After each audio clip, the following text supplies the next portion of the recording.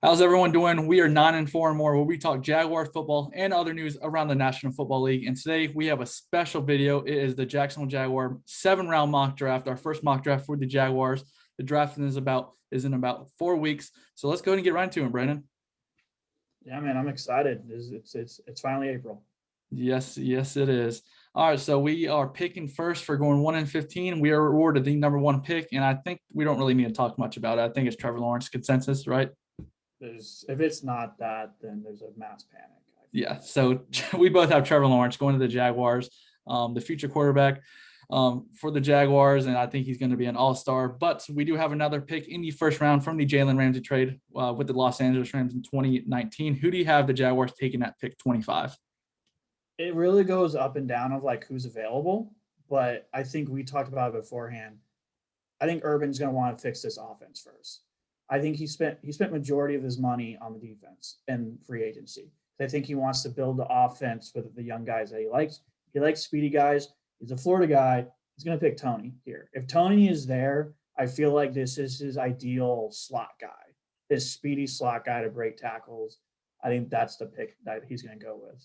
Yeah, I agree. I have the Jaguars picking Kadarius Toney, wide receiver out of Florida. You know, he's projected to even go beforehand or even fall a little bit further, potentially to the early second round. Who knows? But I think it would be a great pick and a home run pick for the Jaguars. Urban Meyer talks about we're not done at wide receiver. He likes speed. I mean, could you imagine DJ Chark, Laviska Shenault, Marvin Jones, Kadarius Toney, Philip Dorsett, and Colin Johnson? That is a pretty good wide receiver group. It might be the deepest wide receiver group like in the NFL for like playing time wise, like and just like name recognition. Everybody's like, oh, I know almost everybody on that team because Johnson made his name a little bit near the end of that season with a couple of good catches.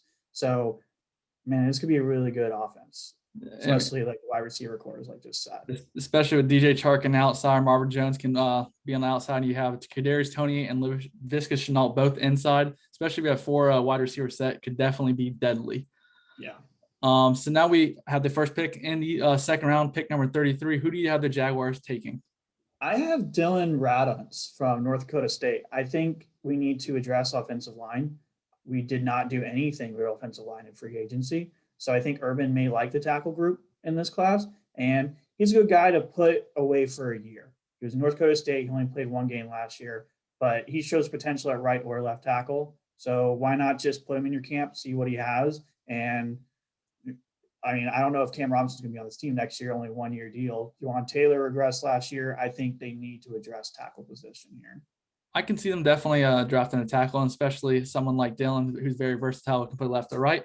But I went a completely different way. In all my other mock drafts and my other YouTube channel, which I'll put in the description below, I did not have the Jaguars taking this position this early on. I think Brandon might start getting where I'm going here. I had the Jaguars. I already know where it is. Going running back Travis Etienne out of Clemson. If he is there, I just had this feeling that Urban Meyer wants to address a speedster running back very early on.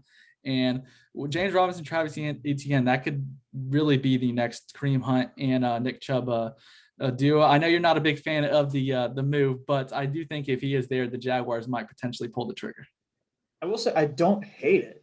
It's just it feels like a Taven Bryan kind of move. A couple of years ago, we're like, oh, we're so set. We're going to go for a backup position guy that will only be on the field every now and then. Like this team has some holes. We haven't addressed safety in this draft. We haven't addressed tight end, which is probably the biggest hole. We still probably needed a big defensive line guy and things like. There's more holes that I think than we need for a complementary running back, especially in today's NFL. But Lawrence and Etienne back together again in the backfield, that could be a nasty duo. So I don't hate it, but I don't like how many holes we still have to take another running back. Yeah, no, I definitely understand that. I think one thing that Travis Etienne would bring is that he can definitely line up outside at wide receiver. So you can still have James Robinson in the backfield at the same time. So I think that's a plus. So we have another second round pick once again. This one from the Minnesota Vikings, Yannick Ngakoue trade before the 2020 season started. Who do you have the Jaguars taking? I have the tight end from Penn State, Pat Fairmouth. I'm terrible at pronouncing names, but I think he's the guy there. I hope he's there. I think he could possibly go just before them in that. The Eagles are there, and they may go for him, but they got to address tight end. So, and Urban wants the offense. First four picks, I just feel like it's going to be all offensive. there may be one defensive guy in there, the guy that his love falls to them, but I feel like he wants to fix this offense through the draft, and that's who I go with, and I think it's a solid pick personally.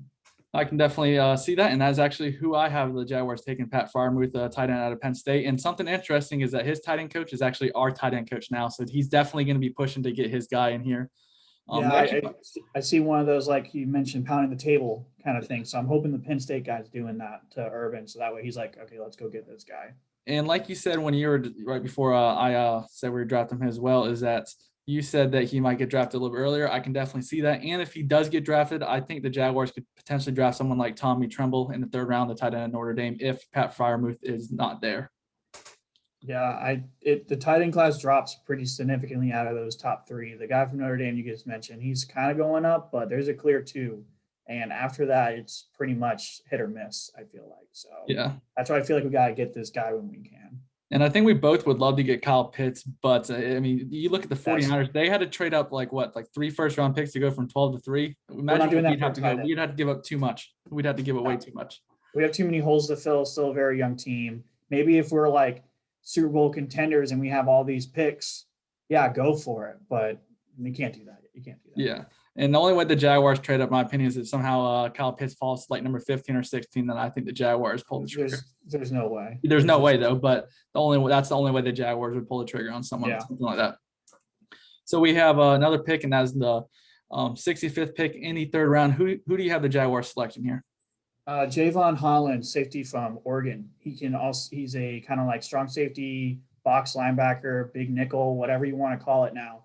And I think that spot on the defense is still kind of empty. We have some guys there like Daniel Thomas. We still have Wilson. Jenkins could possibly play there, but I feel like this guy could be there. Or the other guy I saw here was Sean Wade from Ohio State. Those are kind of like the 2 I flip back and forth. To me, this feels like the safety pick from US, the guy from USC that I know Richie Grant. So I think this is the safety pick. This is the big nickel pick. It completes the secondary, and I think that's where we go. We get our first defensive player at pick 65. I had the Jaguars selecting a safety as well, but I actually went Richie Grant, safety from UCF. He's actually been flying up some mock drafts. I've seen one mock draft where he projected late 1st round, I believe, to who was it? He was mock draft. I think he was either mock draft to like the Chiefs or like the Bucks potentially in the end of the 1st. But he definitely could be in a 2nd round selection as well. But I think he's going to fall potentially to the 3rd round because there's other needs for a lot of other teams. But Richie Grant, I think, will be a home run hit. But this safety class is deep. So even if it's not Richie Grant or Holland, there's still plenty of other safeties for the Jaguars to draft. Yeah, there's only like one true star at safety this draft. All the other guys are kind of like all packed together, kind of similar. Got a guy from FSU that I really can't pronounce his name, and I'm an FSU guy, and I can't even pronounce it. Like Nazar something. I'm terrible at it. You still got the guy. A lot of people have also been liking the safety out of Utah, I believe. Johnson. A lot of people have him coming up on boards. So there's a big safety is probably the one that it's really changing every single day of who guys like more than the other guy. Yep. Safety, I think, is definitely a huge need for the Jaguars. I think tight end and safety are 2 of the biggest needs for the Jaguars. So they will definitely be addressed, I believe, both those positions within the first 3 rounds. So now we go into the 4th round. We have 2 picks in the 4th round. The first one is at pick 106. Who do you have the Jaguars taking? Kenneth Gainwell. This is where I think we get our 3rd down running back, commonly back. He was a stud at Memphis. He is a pure 3rd down, can play in the slot kind of guy. And I think it's a good value pick at 106 if he's there. He may not be there. Again, the draft is all who goes ahead of time. It's especially these are all automated before your picks and things like that. So it's tough. But if he's there, he's my guy. That's where we get our 3rd down running back. He is actually my running back I selected in a bunch of other mock drafts on my other YouTube channel. So I definitely like him. He's a speedster. He can definitely fill the 3rd down running back role, especially receiving back wise. For me, I actually went Tyler Shelvin, the defensive lineman from LSU. Now with him, he can actually play the 3-4 system. He can play 4-3. He can do a little bit of everything. And especially with Tyson Allah, who decided not to sign with the Jaguars, go back to the Pittsburgh Steelers. I think we do need one more defensive lineman. I think he definitely solves it. He's a big guy too, and he's very good at stopping and run. So now I think for that most part, that would solidify the defensive line. So that's who I have the Jaguars taking at 106. I like that pick too. There's another guy, was it out of North Carolina State? He kind of is like the same kind of role where you can play a 4-3 or a 3-4. I could totally see that pick. I don't address that position until a little bit later, but it all depends on who you like, who falls there. But I like both of those guys too. I would not mind taking those guys. Yep. So we have another pick in the fourth round, and that is at pick 130. I actually have the Jaguars taking Walker Little, offensive tackle out of Stanford. He is very underrated. Unfortunately, he had some, I believe, it was like knee problems this year. So his draft stock did fall a little bit, but he has a lot of potential to be a starting left tackle in the near future. He also can play some right tackle if need to be. But with the Jaguars franchising tag, with them tagging Cam Robinson, is basically kind of like a preview year for Cam. Urban Meyer talks about how he sees a lot of potential in Cam Robinson and how Cam Robinson still has a lot of football ahead of him. His best is still yet to be played. So I really think Urban Meyer is going to try everything to see if Cam Robinson can be that left tackle, because if they can, then that's huge, especially with someone that's been in the league for a while. But if not, Walker Little, I can definitely see starting for the Jaguars next year. Yeah, I like the pick. I was listening to Todd Mache and Mel Kiper's podcast that they put out, and I listened to it probably every week or when I try to. And that was one of Mel Kiper's like hidden gem kind of guys. He actually hasn't played football in 2 years. He had his knee injury, and then he sat out for COVID. Yeah. But when you look at the tape, it's like it's all there. And then I think Mel Kiper was talking to the head coach of Stanford, and he was like, this guy would have been great. If it wasn't for that injury and if it wasn't for COVID, he would have been a first round pick. Yeah. So if we get him this late, that would be great. So I don't hate the pick. I like that pick too. I actually, same with you. I a lot of other mocks I do. Sometimes he pops up there and we take him there if we didn't address it beforehand. I would even be okay with them taking, like you drafted a tackle earlier in the second round. Yeah. Even if he's sitting here in the fourth or fifth round, Walker Little, I would still draft him. Yeah, why not? We got to protect Lawrence. Yeah. Lawrence is the future. That's what this draft is about, is finding the guys to help him and then find the guys to surround him with. That's why I think this is a very heavy offensive, at least front of the draft, I think, for a lot of us. Yeah, I agree. Who do you have the Jaguars taking at 130? Here's a guy I really cannot pronounce his name, but he's an edge rusher out of Notre Dame. I'm going to try to do it. Last name, Ogundiji. But it's almost, his first name almost looks like a Tentacumpo from the Bucks. But did some research on him. He's a very good edge rusher. I think that we still need edge rushers. This was more of, I looked at the talent around that pick that was still available, and he kind of fit the need of what Jaguars needed. Because we still need, I think, another edge rusher guy. Because we still got Allen, Chason, and Ward. After that, it's Smoot, but Smoot doesn't stand up. Smoot's more of a hand in the dirt kind of pass rusher. So this guy could fill in if, let's say, Chason gets hurt or Allen gets hurt and Smoot has to go play over there. The pass rushers, you're going every single play full speed. I would like to have a very good rotation with that. Urban's big about having solid guys playing fast in a big rotation. So I addressed that need. I picked him there for edge rusher. Yep, I definitely like that selection. Actually, with another pick, we had a fifth round pick, 145. I actually went edge rusher here. I went Rashad Weaver out of Pittsburgh.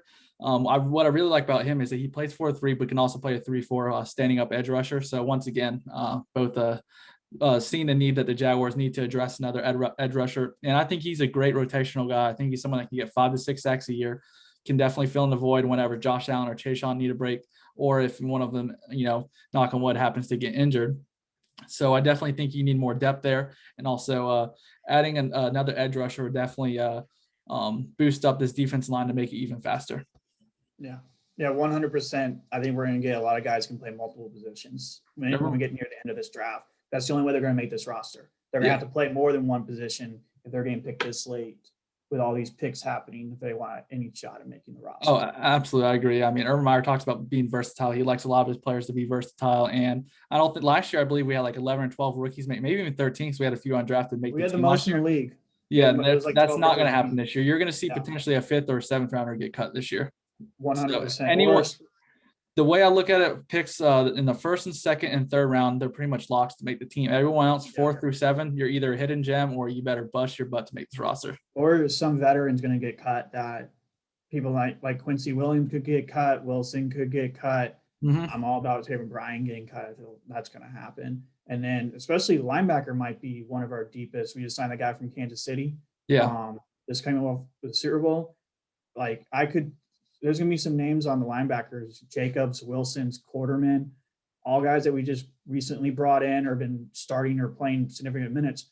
At least one or two of those guys are going to get cut, especially if we move to a 3-4. We don't need as many pure linebackers. So that's definitely a position. I don't have us drafting a linebacker in almost any draft because of that. I think that position is already cut and dry, that they're not going to touch that anymore. Yeah, I agree. And also Jags fans out there need to realize that just because we drafted someone last year, like for example, Josiah Scott or Shaq Quarterman, who I definitely think they both have potential. Urban Meyer has no connection to any of these guys whatsoever. These aren't his guys at all. Like, you know what I mean? So they could easily be cut. So just because someone was drafted last year does not mean they're on the team automatically this year. Exactly, especially later round guys like those guys. So who'd you have the Jaguars picking at 145? I had Rashad Weaver. Who do you have? I had Vincent Jr. He's a nickel corner out of LSU. This is purely he's going to challenge Claybrooks and Scott for that bottom half of the roster for cornerbacks. He's a fast guy. LSU just pumps out it's DBU. DBU and wide receiver U. If you're out of LSU, those are the two things you do. You're going to make the NFL if you go there. Why not get this guy? Like, I think might as well compete. It's pick 145. And like we said, at this point, this is kind of more of like, okay, let's see if this guy has any talent that no one else saw and see what he's like on the field. If not, who really cares? I mean, it's a pick that you need to build a team around, but at the same time, you got guys already there. You bring in a guy you like and see how he's like versus the guys the other guys brought in. Yep. No, I definitely like that pick. I definitely think you need to add another corner. And also with him be able to play slot, if Sidney Jones or Trey Herndon get hurt, he's there. Could be a practice squad guy. Yeah. Just gets called up whenever nickel guy gets out. He comes on up. You never know. Yep. So we do have another pick in the 5th round. As a pick 170. Who do you have the Jaguars taking? Tonga is an interior defensive lineman from BYU. Just a big body guy. I think he's like 6'4", 340 pounds or something like that. We just need a big guy in there. I didn't really like a lot of the interior defensive line guys after the hundreds or so. Like a lot of guys were already gone. Like Sheldon was gone. The other guy from North Carolina State was gone. And the other guys didn't really fit the roles that were there. So I ended up picking a guy pretty late. So that's the one thing I don't like about my mock is there's always one position. You can't get them all. But for me, this is where it suffered. And I think he's the best option there, that he could be the 8th guy in rotation. That if it's the goal line, throw him in there. The dude's up 2 guys just standing there. So I think that's a solid pick at 170 if you get a guy that can be a goal line situation, game on the line guy that can just fill in the holes in the line. I think that's the pick. I'm all for that. For me, I actually drafted a corner. I don't know if this guy's going to be here because I believe he did have actually a pretty decent pro day, so he might actually end up going in the 4th round. But I picked when I did the mock draft on the mock draft website, this guy was Marco Wilson, the corner from Florida. I think he has a lot of potential. He can play outside. He can play inside. He actually had a brother that was drafted by the Colts a few years ago as well. Yeah. By the way, I'm not a Florida fan, so me drafting two Florida guys does not make me a Florida fan. But just for at pick 170, I was like, we do need another corner to fight for that 5th or 6th cornerback spot, and I was like, why not? He might make the team, he might not. So that's the reason I went with the corner right there. Kind of the same thing I had for the other guy in 145. It was like they're going to draft someone there to compete for that bottom roster, and they just swept them. So we have one more pick in that 7th round selection, pick 227. I kind of went best player available here. I actually went wide receiver Jalen Darden out of I actually forgot to write down where he was from, but based North off Texas. He's the same guy. I have him as well, 249. I picked the same as that guy. Oh, you did? You picked him in the 7th round as well? I picked him as well. Okay.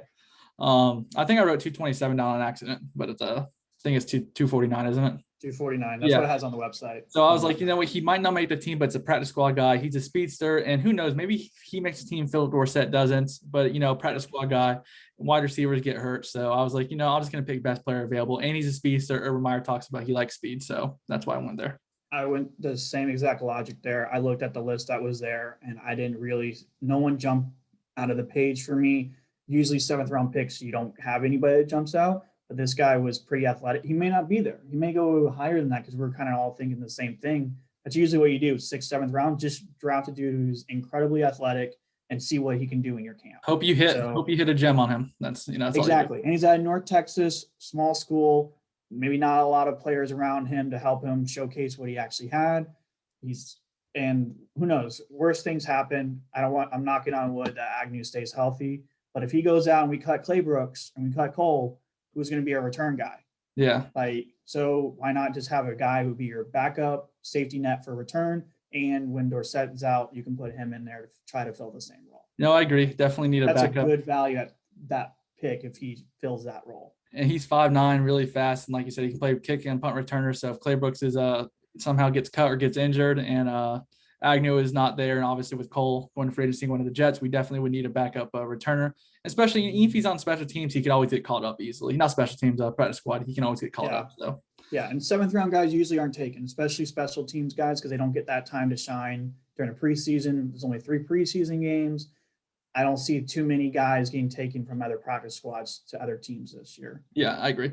Well, next year, though, I will say this. Next year, I'm always a fan of, obviously, we'll have our franchise quarterback finally, Trevor Lawrence. But if you have a franchise quarterback, I'm always a fan of drafting a quarterback in the 6th or 7th round to find your backup quarterback. So next year, I think the Jaguars will definitely draft a quarterback in the 6th or 7th round to be the backup. Well, how many years did Beathard sign? Wasn't it a 3-year deal? I think it was a 2-year deal, if I'm not mistaken. Was it 2? Well, I think he might be here for at least 2 years, but still, why not? At that point, why not? Tom Brady was in the 6th round, wasn't he? Yeah. The 7th round pick, he was late. So why not just pick a guy like that? Maybe you get a Patriots situation where they had Jimmy G and Brady, and they got rid of their bench quarterback to get more picks to help out their current quarterback. Yeah. You never know. And I do think Gardner Minshew, I don't think he's going to get traded before the draft, but I think there is a potential the Jaguars will trade him during the draft of a team that wanted a quarterback, could not grab a quarterback. They might end up calling the Jaguars up and offering like a 3rd or 4th round pick for Gardner Minshew. I could also see a training camp. Yep. Quarterbacks get injured. There's always something happens. Their backup goes out, and then they call the Jags. They know they have Minshew and get possibly a better pick than what they think. Oh, absolutely. Absolutely. But I think we're both in consensus there that I don't think we both don't think that Minshew will be on the 53-man roster. Love the guy, but it's pretty hard to go 1-15 and get benched for Mike Glennon and be able to make the roster the next year.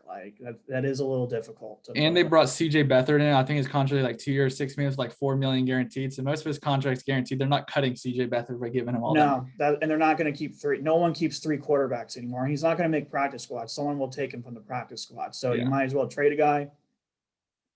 Hey, it was a fun run. We all like Minshew, but I think you will not see him wear teal in 2021. I agree 100%. Now, we do have another video coming out later this week, which we will do a 1st round mock draft for all 32 teams. We will basically rotate pick. I'll pick number 1, Brandon will pick number 2, and we'll rotate, every other selection. So definitely be on the lookout for that. That'll be posted later on this week. But other than that, I'm going to put a link to our social media in the description below. But thanks for watching, and go Jags. Go Jags.